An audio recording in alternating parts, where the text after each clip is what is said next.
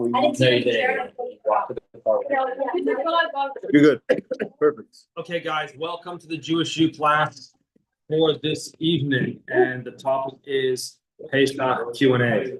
I have a bunch of Q&As prepared, so I'll just start, but you can feel free to jump in anytime. I might say I don't know, because it could be that certain things you have to look up, and like a lot of people ask me about different types of food items or other like random ingredients and stuff like that. The best thing then usually is to check with the kosher agencies, and like the OU, for example, but I don't have the lists handy with me right now. Some of them you can find online. So, I want to start off just with some general guidelines about what you can and cannot use on Pesach, what needs a kosher certification, what does not need a kosher certification, just because that's what I'll start with. And again, if you have something specific you want to know, please ask and we'll go from there. And then we have the cooking activity after. And there is food. Dinner was requested for tonight. So there's pizza is supposed to be delivered. I don't know. Should be here now. So if someone knocks over there, please, if someone could please volunteer and not wait to be asked. So just please volunteer and go get the door if someone knocks. Thank you very much. Ready? Okay. There are numerous non-food items that people are always asking about every year. Can I use cups? Can I use plastic cups? Can I use paper cups? Can I use styrofoam cups? Can I use paper plates? All this kind of stuff people ask. Can I use aluminum tin foil pans? People ask all these kind of things. So many types of items, objects, products you can use. They don't need a kosher for Passover certification at all. They don't even really need a kosher certification really at all. You have, for example, aluminum foil, like the Reynolds. You don't need to buy special, extra expensive kosher for Passover tin foil. You can if you want, but there's no reason to do that. Not during the year, not for Pesach either. Same thing with like the aluminum foil baking pan. So like a 9x13 pan, it's easy to make a chicken, then you're done and just throw in the garbage. Not the chicken, tin foil pan. Not a problem. Not relevant to people here, but like people even asked me before, they have a baby, can they use diaper cream, diaper rash cream? If it's not kosher for Passover certified? I don't know. Are you going to eat that? Is it even edible? No, you could use it. It's not a problem.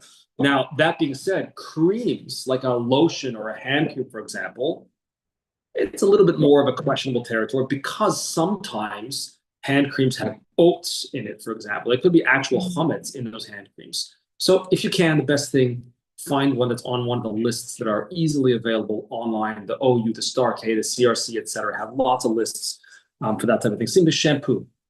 Unless you eat your shampoo in the shower, you really don't need kosher for Passover shampoo. If it has oats in it, okay, that might be a problem. If it says alcohol in it, maybe find a different one or find one that is on a list. Candles, yes. If the whole criteria for what makes someone to be considered chametz is if they're going to be appealing to a dog, why would it matter if it was foods? That's a great question. The answer is it doesn't really matter in the big picture. Mm-hmm. However, since nowadays, thankfully, kosher certification has expanded, kosher products have expanded, and nowadays we have more available to us than what's just like in the town you live in. Mm-hmm. We have so much available to us. So in a certain sense, if we're able to get a product that has zero kosher concerns for it on Passover, then we're encouraged to do that, even if there might be other products that might technically be okay. Sometimes, by the way, you can see the oats. That's for sure more of a problem. You can actually see the oats like exfoliating or whatever. But yeah, really, it's we live in an age and a generation, thankfully, when products are readily available. So why not go for something that's no questions at all? Yeah. Do you have like the list? I don't have a list with me. No. The OU has lists, I believe, online for free. I believe they have magazines that come out. I think the CRC from Chicago. There's two CRCs. 1 second, guys. We had a question here about the list. The OU app. Okay, that's very good. There's two CRCs, by the way. There's the Chicago Rabbinical Council, and then there's one from Brooklyn, which is under Satmar. So the Chicago Rabbinical Council has fantastic lists, by the way, great for all year long, that list kosher alcohols. Like a lot of times people ask me, someone asked me a while ago, hey, is a highball or something like that? What's it called? Highball or... Can you send this link on the chat? If remind me if I forget afterwards, yeah. Someone asked me about some random type of alcohol. I've never heard that. I don't even know what that is. But I looked it up on the CRC website, boom, not acceptable, major kosher problems with it. So I told the person you can't drink that, I'm sorry. But anyway, cardboard, your box doesn't need a kosher certification all year or on Passover. I'm just saying things that people actually ask about. Now, what about lipstick or chapstick? Can you just Lipstick or wipe off the top layer sometimes? No, Daniel. Of what? If it's like, because can't they like have from that? Oh, right. So let's say we're talking lipstick or chapstick. I'm not talking about makeup in general, specifically lipstick or chapstick. Even if you don't want to wear lipstick, maybe you wear chapstick, it's dry outside, lips get chapped, whatever it may be. So in general, it's not edible. Like Danielle, it's not food. So you've got no issue. That being said, some of them do have ingredients that are of concern. What happens to the lips touches the food. So, two options. Option number one, find one of the lists, Chicago Rabbinical Council, OU, Starkey, whoever it is, or the OU app, as David said. Find one of the types of chapstick or lipsticks that are listed as acceptable, meaning it's known that they don't contain any chametz ingredients. That's option number one. Option number two, use whatever lipstick or chapstick you want. You're not eating it after all, right? But don't apply it before you eat. Makes sense? Because then it could go on the food. That's all. And cosmetics in general, for women or men, I guess, are not really an issue. If you see there's chametz ingredients in it, that might be a problem. Styrofoam cups, that's fine. Some people say styrofoam cups are a problem all year long. I remember when I was in yeshiva in Morristown, New Jersey, there was this great, and I say great, I mean like great rabbi, a very, very elevated individual. His name was Melech Tzvi, a serious, serious person. And in yeshiva, they had styrofoam cups. And I remember him coming, take a coffee, and drink it out of a styrofoam cup. And I was like, yeah, now I know that styrofoam cups are fine. And you can use them for Passover too. However, paper cups, I'm talking about paper hot cups, like what we have here at Chabad for your coffee, problem on Pesach. Same thing with paper plates, problem on Pesach. I don't know if all of them are a problem, that I don't know. But many of them, because if you think about it, if you take paper, put water in it, what happens? It breaks. It goes right through, right? So these paper cups, paper plates, and so on and so forth have some type of coating on them, which, I hate to break the news to you, unfortunately, often, if not always, contains starch, which is chametz. And you're eating off it. No. Daniela, do you eat the plate? I hope not. But you're eating off it, especially if it's a hot cup, so the heat is transferring, or a hot plate, you put your brisket on it, now your brisket is on the paper plate with the starch coating. It's not good. You got to get either plastic or styrofoam or something with a kosher for Passover certification. What? Or just don't use it, be environmentally conscious. Exactly. How about That's what I was about to say. Or use a good old fashioned. Notice that my hot water here is not in a disposable cup, because I figure, why should I take a cup and then chuck it in the garbage when I could just use this? Man. But how about the Dixie cups, Dixie plates? Those are made out of. There's two kinds. There's plastic and there's paper. No, The paper one. as far as I know, don't go. You have to double check on the list. But as far as I know, it's a problem. It's a problem. I'll pass over. Yes. Are there some opinions that you can use glass like interchangeably for Pesach? That's a great question. So glass is a major subject of debate in halacha, and we're basically split down the line of Svardim on one side, woohoo, and Ashkenazim on the other side, boo. That's the general split. So that's the best I can say right now. There's a big split about that, and check your local community standards, your local shul rabbi. What is the standard for that community, etc. Let's see what else. Glass cleaners. You want to spray your mirror in your bathroom or your window. Not a problem. Not a problem at all. Silver polish, also fine. You don't need kosher certification. And keep in mind, you're using, let's say, many people nowadays don't have it, but you have actual silverware, right? Made out of actual silver that tarnishes. I don't just mean your candlesticks, I mean your actual forks and knives. So you can polish that for Passover with silver polish. Does not need to be kosher for Passover certified. Toilet bowl cleaners, kosher for Passover, yay or nay? Does not need a bear, no OUP. Disgusting, right? Does not need an OU. Okay, or an OUP does not go fat. Now, that's enough about that. If we have specific questions, we can get to that. What about medicine? What about medication? So first of all, if a person is prescribed medication by, I'm going to say the obvious, I'm going to say it anyway. It's prescribed medication by a doctor that is critical to their survival. Do not be an idiot. You must take it. That's no question. It doesn't matter what's in it. Whether there's 100% chametz in it. For example, let's say a person, everybody here is young, thank God, but let's say a person has some type of heart medication that they need to regulate or whatever. You don't skip that. You don't skip that. Something like Advil, for example. I hope you don't take Advil every day. But maybe you're worried, maybe I'll get a headache during Passover. What am I supposed to do? Can I take Advil? So the basic question is, sure. Number one, it's not food. Number two, you swallow it. You don't even eat it. It's swallowed whole. So technically, any Advil, for example, Tylenol or whatever, is not a problem.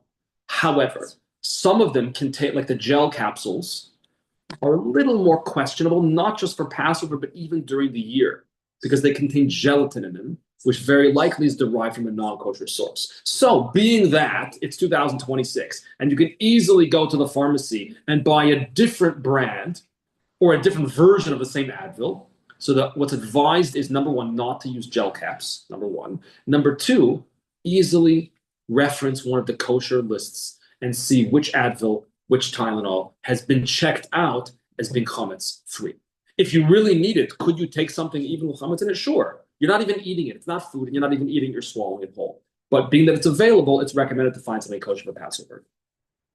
And when it comes to medication in general, the best thing is don't be smarter than the doctor. Don't be smarter than the rabbi either. If the doctor prescribes that and you're worried about it, you can call a rabbi or call one of the kosher agencies, call the OU and say, hey, my doctor said I have to take it. They might say to you, great, do you have to take that brand?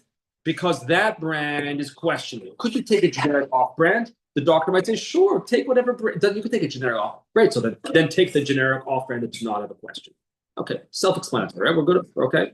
Pretty basic. Okay. Next. Do I have to clean my windows? Do I have to clean my bookshelves? Do I have to clean the back of the basement where nobody brought food the entire year anyway? The answer is no. May you clean it? Sure, you can do whatever you want to do. You want to clean the toilet for chametz? Go ahead. There's chametz there, but go ahead. You clean anything you want. Do you need to clean those areas for Passover? No. The Talmud says, what's the general rule?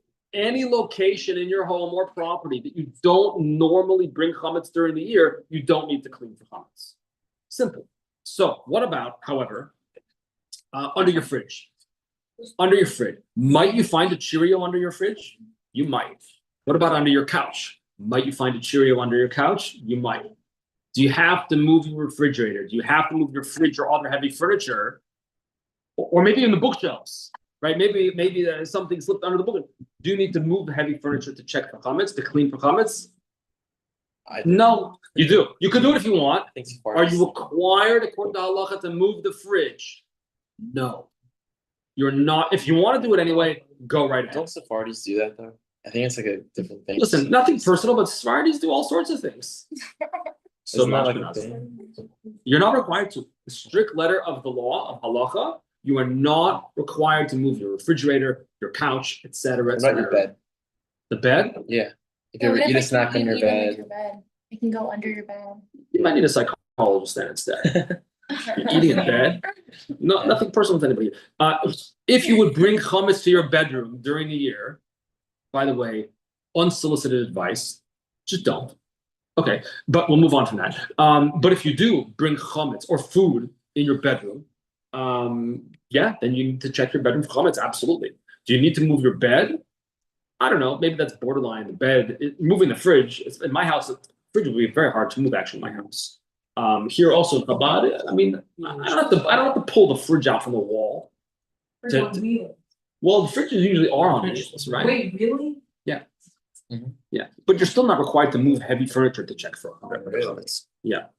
What about this house doesn't have, but some houses have a radiator where the heat comes out. Mhm. Might there be a Cheerio under there? There might be. Should you check? Sure, you should check. But what if there is a Cheerio, but you can't reach it? And you maybe try to take a little twig or something and you can't reach it. It's so far in you cannot reach it. What do you do? And you see it. What do you do? So the answer really is fairly straightforward. According to the strict letter of halacha, the strict letter of the law, if chametz is buried under 3 tefachim, a tefach is roughly a hand's breadth from here to here. If it's buried under 3 of those, meaning you can't really reach it, so to speak, then you don't need to do anything about it. You can't reach it, you can't access it, so it's not a problem. If possible, you could pour some bleach if you're able to reach that area where that little Cheerio under the radiator is. If you could get some bleach on it to now ruin it, that would be great. But if you literally can't reach it, then same thing in your car, right? Do you need to clean your car for Pesach? Yeah. If you eat in your car, you do. Absolutely. It could be a nightmare. It could be a nightmare to clean the car. And like the seats, the chair, you can move back, move forward, the driver's seat, your passenger seat, and under the crevices. Oh my gosh, you could go completely meshugana to clean the car. The cracks in the crevices. What if you see like a little piece of a pretzel in one of the grooves where the chairs move along, the seats move along, and you can't get it out? Okay, so again, that would be like something stuck under the radiator. If you can't reach it, then okay, then you don't have to worry about it. That would be considered as if it's buried under 3 tefachim, 3 hands breadths. If you can, maybe don't go crazy with this, but pour a little bleach. Don't ruin your car and then come complain to me, please. Don't stain the leather seats or whatever. But if you could do that, great. But in general, do you need to clean your car for Pesach? Absolutely. Once we're on the topic of the car, do you need to check your car for chametz? We have the mitzvah the night before. B'dikat chametz, checking for chametz. Where do we do that? In our house, in our property, right? I do in my house, and I do here in the Chabad house too. I make one blessing. I make a blessing in my house. I check in my house, and then I come over here and I check in the Chabad house also to see if there's any chametz hiding out and hanging out. Now, do I need to check my car? The answer is yes, absolutely. If you want to use your car, if you want to drive during Pesach, you must check the car. However, this is very important, and this might be a no-brainer, but it's important to say anyway. There's one fundamental difference between checking your house for chametz and checking your car for chametz. Anyone? Well, the bracha, the blessing, would be recited before checking your house, and then you begin checking in the room where you said the bracha, so there's no interruption. And that bracha would cover, like I say a bracha on my house, I don't say a bracha on Chabad house also. I do one bracha and that covers everything, and it would include my car too. So the bracha is one bracha includes everything. Your property. And property, basically. What? You don't cook in the car, that's true. Yeah. I was gonna say the difference is like you're gonna eat a Pesach majority in your house.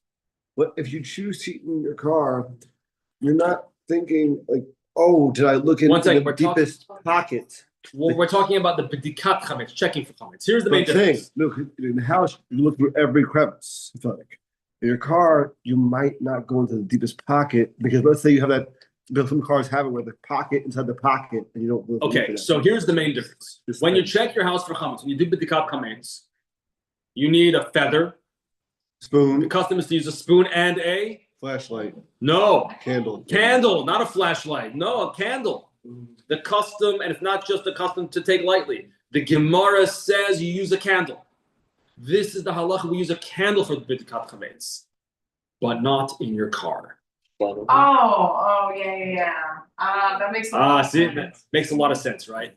We don't want, God forbid, to be in a dangerous situation. Actually, believe it or not, I was driving on the Jackie Robinson Expressway a week or so ago with my son Zalmi. I was taking him to yeshiva, and there was so much traffic. I mean, I know there's always a lot of traffic in New York, right? At 7 in the morning, 7:30 in the morning, there was more traffic than usual. What is going on? And then all of a sudden I said, oh my gosh, Zalmi, look. There was a car mamish up in flames on the Jackie Robinson. I took a picture of it because 2026. Thank God, everyone was fine. But it was like a huge bonfire. That's why you don't check for chametz in your car using a candle. Okay, very dangerous. So instead, you use a flashlight. But in your house, you should use a candle. You really should use a candle. That's the proper way to do it. Okay. Let's see. What if you're gonna be, yes, Danielle? Oh, wait, I think you're about to address this, but I was gonna say, well, what if you're not gonna be in your house on the night that we're required to do Biddy comments? Should you also like check the whole like handle and the? That's a very good question. It's a very good question. I'll give the general guideline now, and then we can talk about details. If you have a specific situation, we can talk about that afterwards. The general guideline is, first of all, we have to ask ourselves, I'm leaving my dormitory, for example, or my apartment in Queens. First and most important question is, am I planning on coming back? So if the answer is no, I'm not planning on coming back to my apartment or dorm during Pesach, then what you can do is sell your entire apartment for the entire Passover. In fact, I have my handy dandy thing over here where I have my chametz sale form. If you would like to sell your chametz for Passover, I can arrange that for you now. Sale does not take effect now; it takes effect closer to Pesach itself. So that's the easiest thing. You're not coming back to your apartment, or let's say your whole family is going away to. Someone told me before they're going to Bermuda or something like that. Pesach.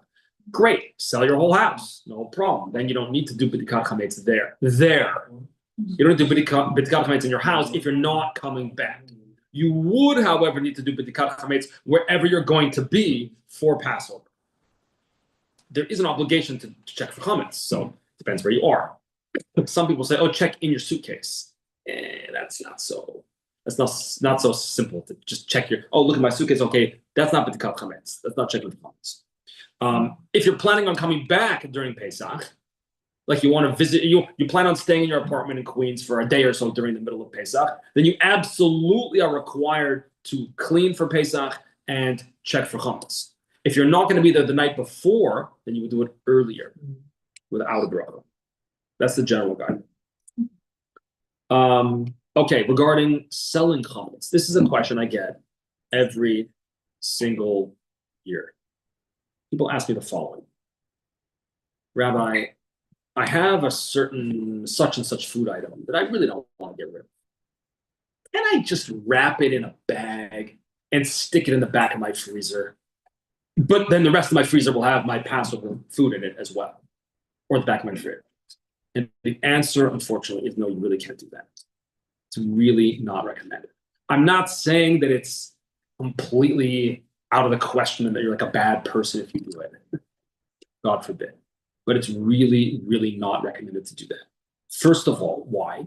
There is a major debate in halacha amongst the modern halachic authorities that say, some say there needs to be a wall or some type of separation that's at least 10 tefachim. Remember the tefach, the hand's breadth? That's at least 10 of these tall, separating you from your sold chametz. So in the refrigerator, if all you did was put your bagel that you love, that you froze to defrost after Pesach, you just stuck it in the back, in a bag, there's no mechitza there, there's no separation there. That's problem number one. Problem number two is that even according to the authorities that say you do not need an actual separation between you and your sold chametz, there is a debate, does it need to be double wrapped or not double wrapped, etc., etc. So the best thing is not to do that. Not to put your chametz in a bag, sell it, but then stick it in the back of the fridge or the freezer, and then use the rest of the fridge or the freezer. Not ideal. Aren't there certain things you can sell and eat? Yeah, so this is also a subject of debate amongst the halachic authorities. Some say there are certain items you cannot sell. For example, a loaf of bread. Some authorities say you may not sell a loaf of bread. That's like actual, like full-blown chametz. You can't just sell that, and then after Pesach, hopefully the Gentile will sell it back to you. You can't do that. But what can others say you can. And it's really contingent on the type of sale that's done. So you'd have to ask the rabbi with whom you're selling the chametz, can you do that? The big question comes up: scotch or expensive alcohol, like expensive whiskey. So that's also a problem. It's made from grain. Some authorities permit you to sell it on Pesach because they say if you don't, it's a financial loss. And okay, so I guess it depends how expensive the bottle was. $40 is not an expensive bottle. $40 is the cost of a regular bottle of whiskey, and that's not an expensive bottle. So if you don't believe you can sell it, you cannot sell a $40 bottle. Yeah, you guys might include for this class, so there you go. Thank you. Pizza delivered. Maybe just put it in the middle because it's outside. I just meant. I could pass it down. Yeah. This one you asked. Okay, oh, what about, now we said about putting food in the back of the fridge or the back of the freezer in a bag, not recommended. I get that question every year. However, what about, I have a regular fridge, like this refrigerator and freezer over here, right? The top of our fridge here in Kabah, the top is the refrigerator, the bottom is the freezer. Oh, so can you sell one part? Part of the door. So part of the door, you absolutely So cannot. like just the door and then. No way, definitely not, definitely not, no way. But let's say for this one here, right? The top is the fridge, the bottom is the freezer. Let's say, you know what? I'm gonna put all my sold chametz stuff in my freezer in the bottom. I'm gonna sell that, but I'm gonna use the refrigerator on top. Can you do that? The answer is yes, you may do that. You really ideally should put a little piece of tape on the freezer, for example, or a sign that says sold or something like that, to designate that it was indeed sold. And once I mention that, it's important to note that whatever chametz is sold, whatever areas it is sold, should indeed be labeled as such. I don't like to write the word chametz, so we just print on the computer sold, sold, sold, sold, and we go around and tape it on the areas that were sold. I don't want it to say chametz, so it just says sold. That's not a halacha, that's just a feeling. Do you have a question or comment? Yeah, what if the things that, let's say on the door that you would be selling aren't chametz going? Like what if it's like condiments that they're actually taking? Well, there's a few potential questions there. The question would best be addressed to the rabbi that's selling chametz for you. That's number one. But number two, one would have to take into account, like for example, you've got some mustard, right? A nice Dijon mustard, and you put it on your hamburgers, your hot dogs during the year, right? So what happens? You take your knife, you stick it in the mustard, spread it on the bagel, on the bun. And you're like, oh, I could go a little bit more mustard. Stick the knife back in the mustard, and now spread. Now you just maybe transfer some crumbs into the mustard. Now, granted, crumbs, we're not really worried about crumbs officially. However, it very well might have chametz in it, so I should be cautious about condiments and that type of thing. Even if they're not chametz gomer, if they're not actual 100% chametz. That's the general guidance. Should be cautious, but if you could put it, the best thing would be if you could put it away with the soul chametz. That'd be the best thing. Now, let's say you arrive someone else's house and you're staying someone else's house with you, someone else's house for Pesach, your grandparents or whatever it is, right?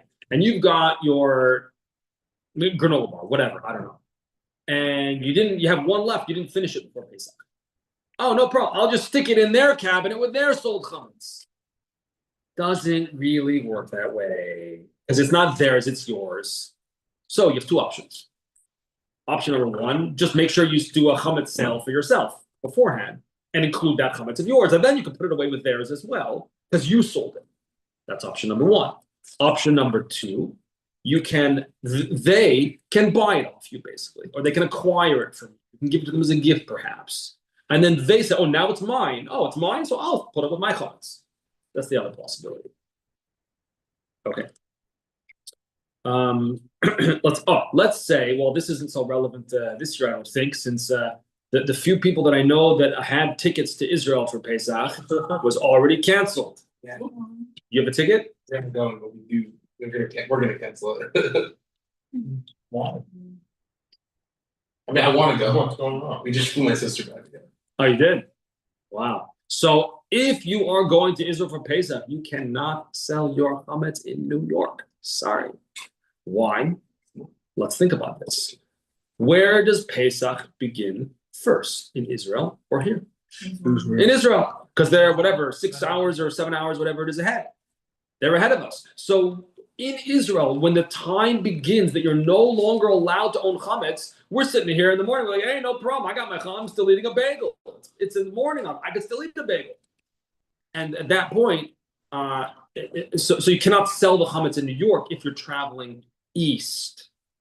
Mm-hmm. However, if you're traveling west, you can technically sell your chametz in the east if you're traveling west, because where you sell it, yeah. That being said, in general, some do advise that the best thing, in general, is to sell your chametz wherever you're going to be. But particularly if you're going east, where Pesach starts earlier, then you must sell it over there. Okay, so let's just ask now. You mentioned that other thing. What if you put in the contract with the rabbi you sold it with, the clause that would take effect the time that it begins. It is Rabbi's nice not to gonna, know. most likely not gonna be interested in doing that, because it's busy and has a lot of other things to take care of than writing new contracts and new clauses. No, you're right. It doesn't work. No, because it's too complicated halachically. Yeah, that's on to your. do that. I'm looking for mine. But I'm saying like. Okay. Oh, here's one, here's a good one. If I have a stainless steel sink, do I need to kosher it? Yes. May I use a blowtorch to kosher it? What? The answer is you may, but it's not recommended for a couple of reasons. Number one, well, not really a couple of reasons. It's not recommended for 1/2 reasons. Not recommended to use a blowtorch to kosher your stainless steel sink. Why? Because it's very difficult to do it correctly. And if you do know how to do it correctly, and you do it correctly, you very likely may burn a hole in your sink. Because you have to hold the blowtorch there for a long enough time that it turns red hot, and at that point you might have just ruined your sink. So in brief, don't kosher your stainless steel sink with a blowtorch. Either use an insert or kosher with boiling water. Some do both. It's fine. What does anybody here have braces? I Okay, have we won't go braces. I have braces. Wait, what about retainers? What about retainers? Yeah. So what about a retainer? What about a retainer? So if you use a blowtorch, you need a new retainer. If you pour boiling hot water on it, you also very likely need a new retainer. It may ruin it as well. So there's no requirement to ruin your retainer to use it on Pesach. That doesn't make any sense, right? What a person could do is, number one, if you most retainers you don't eat with it while it's in, as far as I know, right? So the best thing to do would be to clean it using toothpaste or whatever, something else that's not toxic, obviously. Toothpaste would probably be the easiest thing, I suppose, or some of those tablets, those tablets that like foam up, whatever. You can buy them at Target or whatever, right? And you can rinse it or wash it off in hot tap water, not like boiling hot water, hot tap water. And then use it on Pesach. Fine. If you don't need it, then you don't need it. Fine. Oh, how can one kosher a microwave for Pesach? That was gonna be my question. This is very complicated. I hate to break the news to you, but some people say you can never kosher a microwave, not even during the year. Some people say. Others say you can kosher a microwave during the year. But since it is a subject of debate, if you're even allowed to kosher a microwave ever, therefore, if one is able to, the best thing is not to kosher a microwave for Pesach. That's the best thing. If you have a specific question about it, I would advise asking your rabbi or asking one of the kosher agencies like the OU or the Starkey, etc. So it's better not to use it. Better not to kosher a microwave for Pesach because there are halachic authorities that say you can't even kosher it on a regular Tuesday during the year. Huh? I thought that hot water. That's according to the approach that says you can kosher a microwave, but some say you cannot. If you are gonna kosher, you might make sure to do it before Pesach, because you can't do it after Pesach when it starts. Well, so that's a good point. That's a great point. Actually, many people don't realize that. Thank you for bringing it up. It's a great point. That actually, when it comes to kosher, whatever you're going to kosher, once the time that you're no longer allowed to eat chametz begins, you can't kosher it anymore. It's too late. So anything that needs to be koshered in advance. In advance. What's advance mean? Before the time of the prohibition of eating chametz begins, which is, I don't know the exact time, but roughly like 11:30 a.m. on Erev Pesach. That means next Wednesday, roughly. Nailed it, right on. 11:30 a.m. exactly. Yeah. I'm holding by, yeah. Okay. Yeah, that's a question. Question or comment, anyone? Yeah, go ahead. Yeah, my check. Oh. Is it on? Okay. Just because my parents were just discussing the microwave thing, and then also we were talking about steaming. Are you mad at me now? That I mentioned No, microwave? it's because like we go to 2 shuls in Teaneck, and the rabbi. In one shul, they kosher the microwaves. In the other shul, they don't kosher them. Yes, exactly. And then they also disagree. The one that says you can't kosher the microwave says that you could steam your countertop. One second. Kosher the microwave, they say one says you can for Pesach or can during the year. No, like I'm just saying a Pesach, I don't know what their during the year thing is. Okay. The one that the rabbi that says that you could kosher the microwave says that you can't steam your countertops like an island with like marble. Steam isn't pour boiling. No, you don't mean steam, you mean pour boiling water. Yeah, like boil, yeah, and then the one that says that you, whatever, and then vice versa, opposite. The one. So there's strict They're on like more microwave. stringent on the microwave and less stringent on the island. Interesting. Those are So two things that we do. interesting. So I don't know, because it really depends in terms of like, can you kosher your countertops? The answer is it depends what your counters are made out of. So you can't really, if someone would ask me, can I kosher my countertops? My answer is I don't know. What kind of countertops do you have? I can't answer the question without knowing what kind of countertops. That being said, some kosher by boiling hot water over it. Again, that only applies to certain types of materials. Got it? Others cover it with cover, by the way. If you cover your countertops, tinfoil doesn't cut it. Tinfoil is not going to work because it's going to tear. It's too thin. It's going to tear. It's not going to last, huh? Like a thicker plastic. So you can get nowadays, especially in Jewish neighborhoods, like the corrugated plastic. It's like this thick or whatever. That's great. That's perfect. Just tinfoil, it's not really going to work. I've seen some people. This is not the smartest thing. Cardboard and maybe tinfoil on top of it. It's going to get Like, wet. It's gonna nobody get does that. disgusting. We're the only idiots that did that our first year of marriage. Nobody does that. Somebody just like gave us that advice. So some want to kosher as well as cover, but you're not halakhically required to do both. Vinyl flooring. Some people use vinyl flooring that you can get in a hardware store. With vinyl flooring, if you use vinyl flooring, if it has an adhesive back, don't stick it to your counters because your parents will kill you. What are examples of surfaces that you could? Granite, actual granite can be kosher. What about quartz? I don't think quartz would. I don't think Oh, so. my- So you just should cover it? Yeah. Now here's an interesting point as well. Let's say you have a self-cleaning oven. What does self-cleaning oven mean? It means you push a button and then it takes about a 4-hour cycle and it burns it out like 950 degrees. Terrible, don't do it. Don't do it. So Danielle says don't do it. And she's got a good point, by the way. You're gonna break your oven. Or your oven. However, I want to make a point that if you do it, what's on the door? If you do it, what's on the door of the oven? A glass window. That must be covered on the inside, even if you run the self-clean.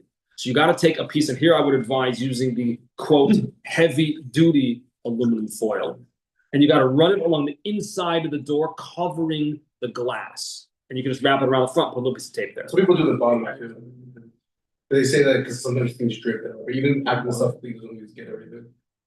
Well, I also clean it. I Yeah. don't just do the self clean. The ashes, yeah, it's all.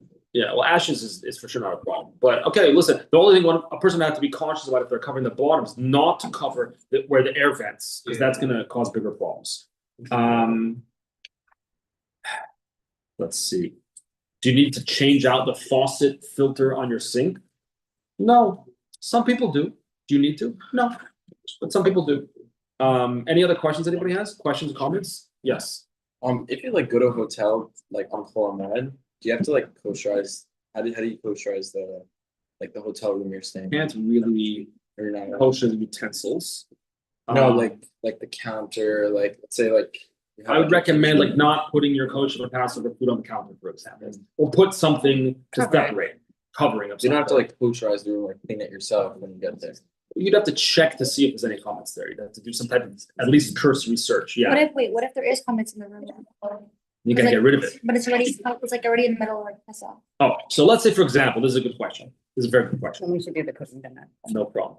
You go into a hotel, and some of the hotels have a little mini bar, right? Yeah. And there's, I don't know, there's not half the time it's not kosher food anyway, but it's a chametz cookie and it's a beer. Beer's for sure chametz, right? Yeah. Is that a problem? The answer is no, it's not mine. I rented the room, the hotel room, Yeah, and the hotel understands that everything in this fridge is not yours. You want it, we're gonna tack it on your bill. So the best thing is you gotta close the fridge. Now, if you have kids, for example, or someone you're worried is gonna, so then maybe put a piece of tape on the fridge or something, so someone shouldn't accidentally go in 3 in the morning and drink the beer. What if they give you something complimentary? Like it happened before that they just gave chocolates. That's an excellent question as well. You have to not accept it. But if It's you not just like opened your room and it was just there. Like what So do you would do? have to have in mind, you have to have in mind when you check in or when you go into your room, that if there is a complimentary cookie, I don't want it. I want nothing to do with it. I don't want to, you gotta get rid of it. You cannot leave it in the room. Away. Gotta get rid of it. Give it back to them, whatever, but it's not you, and you have to have in mind, I don't want this, I am not accepting this. I can't force you a gift. Yeah. I can't give you a gift by force. So if you say, I don't want it, then it's not yours. How likely is it that most Pesach programs are actually not? Like, Next, John. I think he's talking about a hotel, not a program. I know, Okay, I was talking. no, no. What's that? What's the question? The question is what? How likely is it? How likely is it that Pesach programs like behind the scenes, there's stuff going on and like they're Well, not okay, actually following? just very briefly, how likely is it that there's stuff behind the scenes going on in any restaurant you go to? Kosher wise, health wise. You ever saw the ratings on the New York City restaurants? A, B, C, D, E, F, G. So Big it's gross, right? Ever since I worked at one, Yeah. I don't wanna eat those. All right, guys, speaking of restaurants and cooking, if you can take the question after. If you guys wanna, I wanted to make pretzels, like some real serious hummus. So if you want, we can do that. And you can also ask your question while people stand up. I'm good. Otherwise, we're not gonna have so much time. So that being said, Binyamin, there are different kosher programs, and what I would recommend is if a person wants to go to a kosher program, just check it out, do some research, check it out. You don't know, you don't know. Many years of experience in Mashkiach. Happens to be, there's like a Holy Mashiach on this program. Yeah, each Mashiach has like their station. Yeah. This guy is a lettuce Mashiach, Yeah. this guy is this guy is that. It's really cool to see these production. They're like a machine. Exactly. Yeah. You guys had a shape of pretzel. John, you had a question or comment? Great. Even easier. Pick a nice soft dough. Can you kosher dishwasher for Pesach? And what are the rules of doing? Short answer is no. And the longer answer is also clear. Yeah, we're gonna give you this gift. Oh, by the way, we have a gift for everybody here. If you weren't here at the class earlier today, there's a gift for everybody of a Pesach Haggadah as a gift from Tzip and myself to you, as well as some handmade shmur matzah for your Seder. I would be honored to give those gifts to you. We'll do that now or whatever, momentarily. So thank you everyone for coming. If you'd like to come and make a pretzel, take some. Oh, yeah, dough. one last question, please. Yeah. How is this Sunday?